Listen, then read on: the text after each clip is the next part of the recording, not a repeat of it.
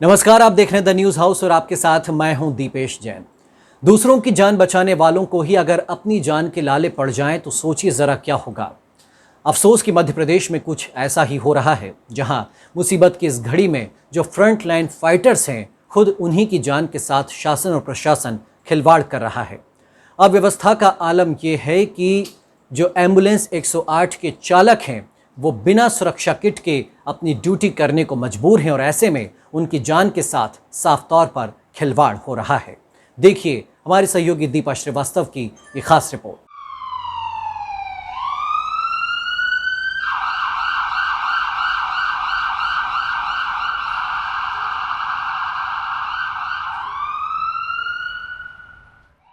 Corona warriors की जान से खिलवाड़, बगैर सुरक्षा किट करना पड़ रहा काम।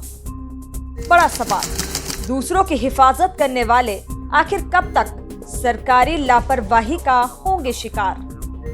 जी हां, कोरोना महामारी के मुश्किल दौर में हर दिन अपनी जान हथेली पर जनता की सुरक्षा करने वाले कोरोना वॉरियर्स की जान पर ही बनाई है।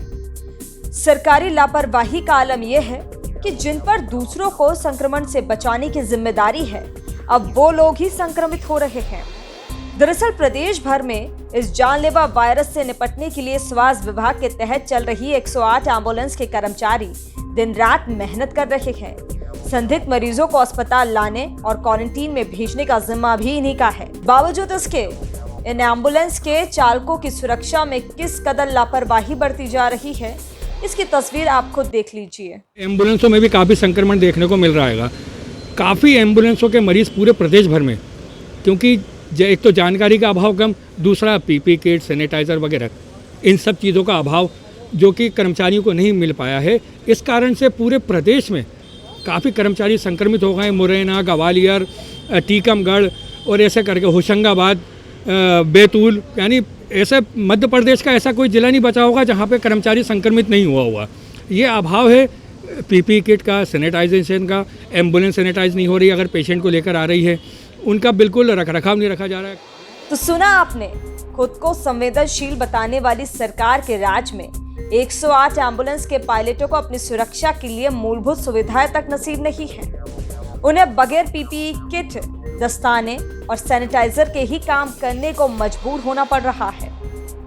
लिहाजा इन पायलटों के साथ साथ मरीजों की जान को भी खतरा बना रहता है। कुछ भी अलाउ नहीं है हमारी गाड़ी पे। अच्छा, और सैनिटाइज करने के लिए एप्लीकेशन देना पड़ती है, फिर आगे लाइन में लगना पड़ता है, उसके बाद सैनिटाइजर और होती है। आप लोग को पीपी किट्स वगैरह कुछ भी प्रोवाइड नहीं कराई? कुछ भी अलाउ नहीं है हमें। और आपने इसके बारे में कंप्लेन करने की कोशिश कंप्लेन करी, फिर भी कुछ भी एक्शन नहीं है। जब राजधानी भोपाल का ये हाल है तो प्रदेश के दूर दराज इलाकों में 108 एम्बुलेंस के चालकों की स्थिति क्या होगी, इसका अंदाजा आसानी से लगाया जा सकता है। हैरानी की बात तो यह है कि कुछ दिन पहले ही धार जिले में ड्यूटी के दौरान ही कोरोना से संक्रमित हुए पायलट की एम्बुलेंस में बैठे बैठे ही सांसें थम गई थी। बावजूद इसके शासन प्रशासन 108 एम्बुलेंस के चालकों की सुरक्षा को लेकर जरा सा भी संजीदा नजर नहीं आ रहा।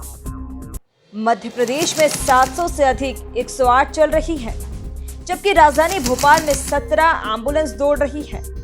प्रदेश भर में 70 से अधिक 108 के कर्मचारी कोरोना संक्रमित। वहीं मंगलवार 108 कॉल सेंटर में काम करने वाले 6 कर्मचारी और बुधवार को 13 कर्मचारी की रिपोर्ट पॉजिटिव आई।